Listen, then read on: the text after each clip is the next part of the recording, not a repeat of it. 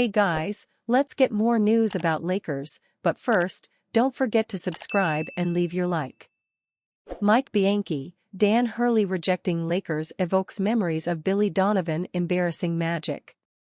Hey, at least Dan Hurley didn't accept the Los Angeles Lakers job, waiver, waffle, change his mind and back out a couple of days later.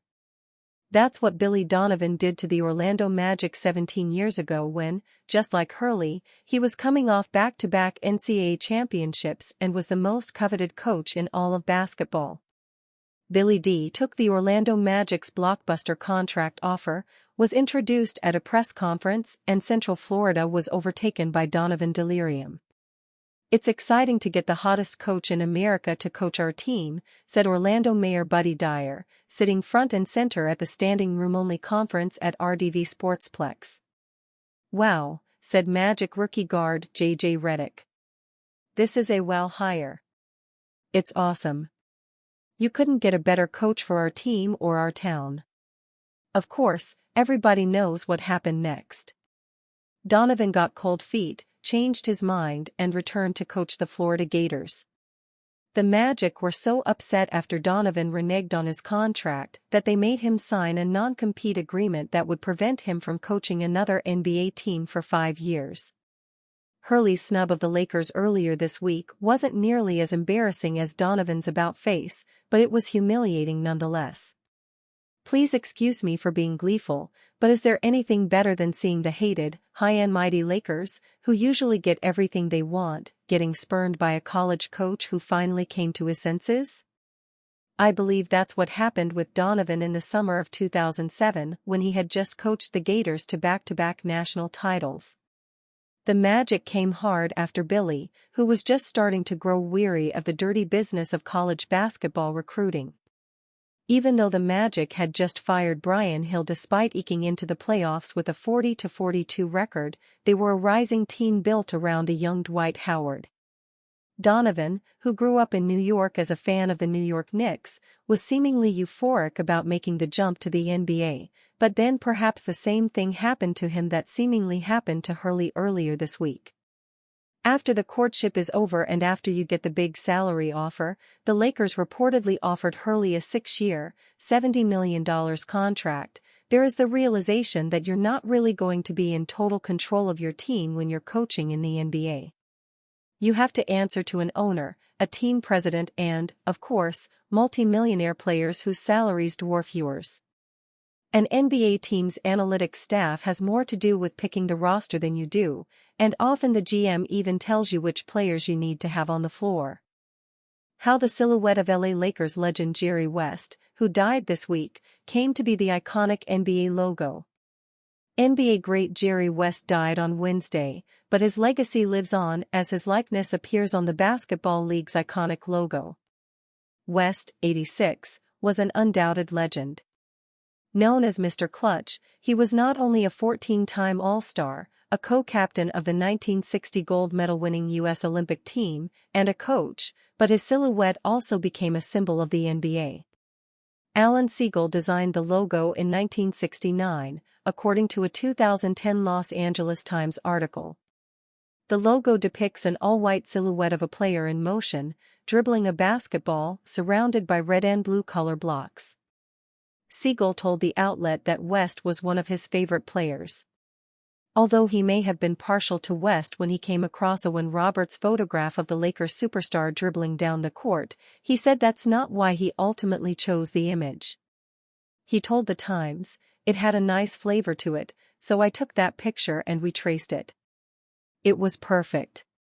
It was vertical and it had a sense of movement. It was just one of those things that clicked." When the outlet asked the NBA to confirm whether it was in fact West on the logo, a spokesperson replied, "There's no record of it here." Seeing as his employer didn't link him to the image, West told the outlet he thought it was awkward to claim it was his own likeness. Instead, he told the outlet that he remembered thinking when he first saw the logo, "That looks like somebody familiar." Years later, in 2017, he admitted outright on ESPN's The Jump, "I know it is me."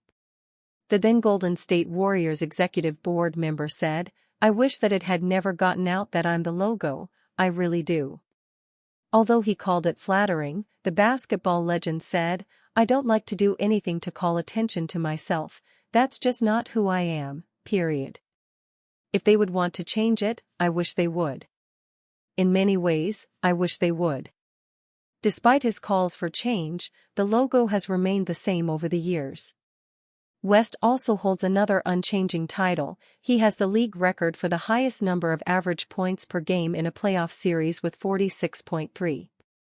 West played for the Lakers for 14 years, starting in 1960. 2 years after he retired from the team, he became their coach. In 1991, he was inducted into the Hall of Fame for his alma mater, West Virginia University. West's competitor and Boston Celtics star Bill Russell said at the time, as you all know, Jerry is the logo man, but to us, players, Jerry was not a silhouette. He was a man with a soul. Lakers trade pitch Nets $114 million star, keeps Austin Reeves in LA.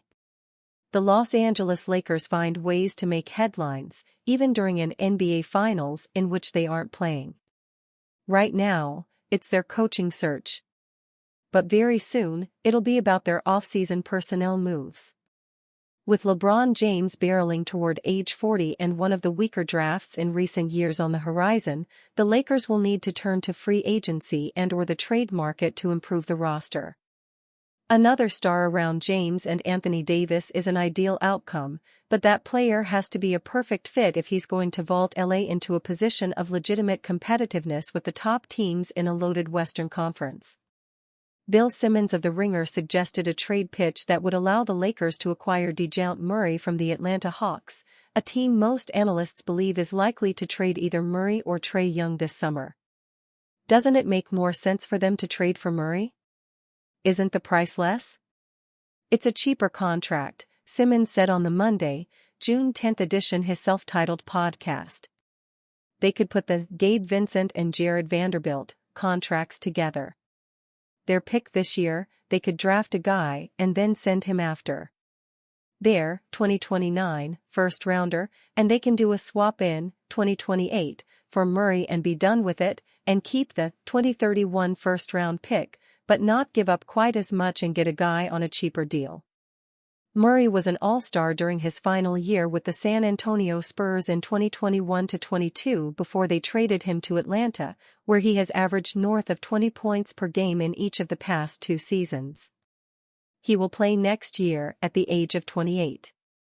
He has produced 21.5 points, 6.3 assists, 5.3 rebounds, and 1.5 steals per game across 36 minutes of court time each night. His three-point percentage and frequency are also on the rise.